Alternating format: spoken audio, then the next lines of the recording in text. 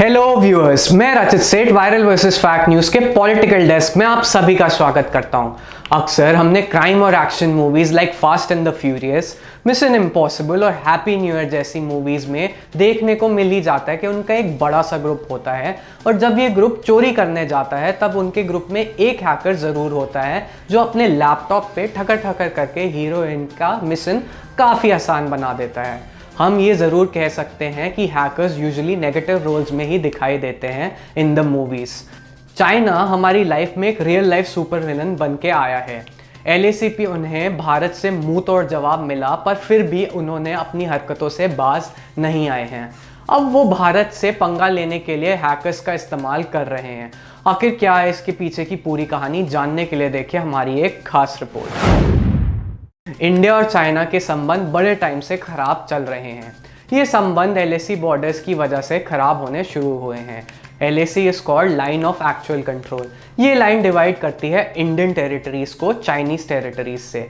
चीन Indian territories में घुस के उस पर कब्जा करने की कोशिश कर रहा था, लेकिन भारतीय सेना ने उन्हें मुंह तोड़ जवाब दिया, जिसकी वजह से उन्हें पीछे हटना पड़ा। अब हाल ही में 10 बड़ी चाइनीज ट्रूप्स के टैंक्स की हुई है पैंगोंग लेक की दक्षिणी हिस्से से वापसी।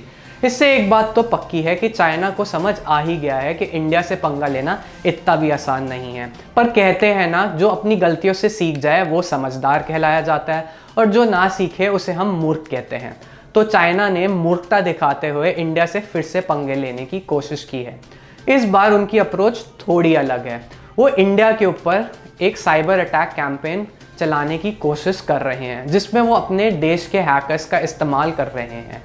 कहा जा रहा है कि मुंबई में जो 12 अक्टूबर 2020 को पावर आउटेज हुई थी, उसके पीछे Chinese threat activity group Red Echo का हाथ है, जिन्होंने इंडियन पावर फैसिलिटीज़ में मैलवेयर डाला, जिसकी वजह से मुंबई में एक दिन के लिए इलेक्ट्रिसिटी उड़ गई थी।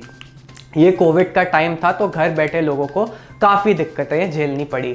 इसके अलावा hospitals in Mumbai also face problems.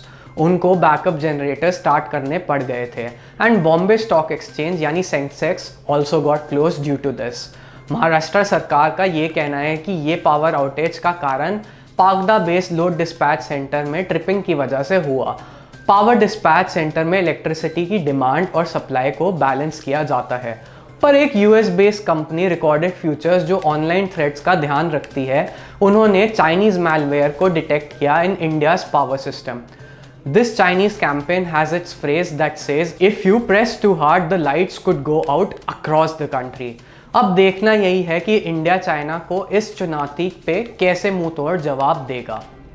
खैर, आपको क्या लगता है कि चाइना सही में इंडिया के खिलाफ एक साइबर अटैक कैंपेन कर रहा है या फिर ये बस एक अफवाह ही है? हमें अपनी राय कमेंट सेक्शन में ज़रूर बताइए। अगर आपको हमारी ये वीडियो पसंद आई हो तो उसे लाइक कीजिए, शेयर कीजिए और हमारे चैनल को सब्सक्राइब करके बेल आइकन प्रेस करना बिल्कुल ना भूलें।